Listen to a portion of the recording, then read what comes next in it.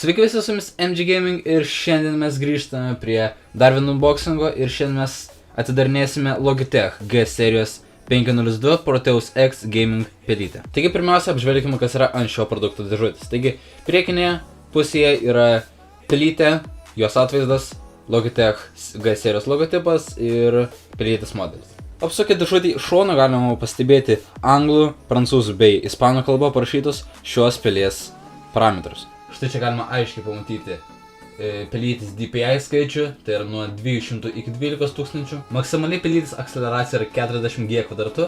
Aš iš tikrųjų asmeniškai pasakysiu, net nežinau, kas tai reiškia. Galinėje dėžutės pusėje matome dar daugiau pelytės funkcijų, išdėstytų dar daugiau skirtingų kalbų. Išorinėje dėžutės dalyje daugiau kaip ir nieko svarbus nebeliko, taigi manau galime jau brautis į vidų. Na kągi, ir dabar iš dėžutės galim ištraukti pačią mūsų vakaro žvaigždę Logitech Gaming pelę. Prie pelytės buvo pridėta vienas informacijos gidas, kaip naudotis pelytę. Aš manau, kad mums to tikrai kol kas neprireiks. Ir štai dar vienas lankstinukas, kuris turbūt paaiškina mums, kaip naudoti štai šiomis pelytės dalimis, kaip jas įsidėti, išimti ir ką jas aplamai reiškia. Taigi manau, kad tai nebuvo svarbiausia šio unboxingo dalis, taigi manau, jau galime būtent apžiūrėti, kaip atrodo mūsų pelytė. Tik paėmęs į pelytę rankas, galiu pasakyti, kad jos dizainas bei patogumas, pirmą kartą iš tikrųjų laikau tokią patogią pelytę. Štai šitame šone, kaip matote, yra šioks toks guminis sluoksnis, kuris prilimpa prie piršto, galima sakyti. Ir ją iš tikrųjų labai patogu laikyti. Itin skirtingas dizainas.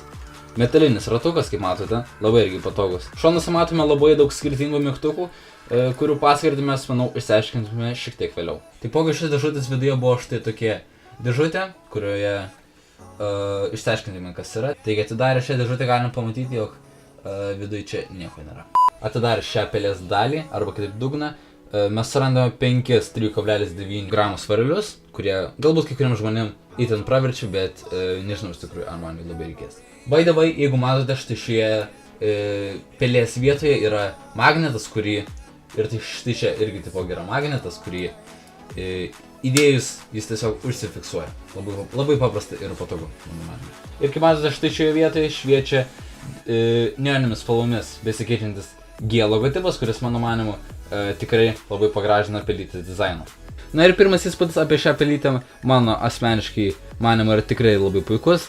Kaip tokio lygio pelytė, jinai iš tikrųjų yra pagal savo kainą gan geros kainos ir, mano manimu, tikrai ekstremalūs gamingo mėgėjai turėtų ją įsigyti. Jeigu norite sužinoti daugiau informacijos apie šią pelytę arba galbūt norite ją įsigyti, linką numesiu apačioje. Taigi tiek bus per šį pelytės unboxingą, ačiū, kad žiūrėjote, su jumis buvau aš MG Gaming. Tikiuosi jums jis patiko, jeigu nepatiko, nepamirškite paspausti like ir parašykite į komentarus, ką manote apie mano dar vieną mėgėjišką pelytės unboxingą.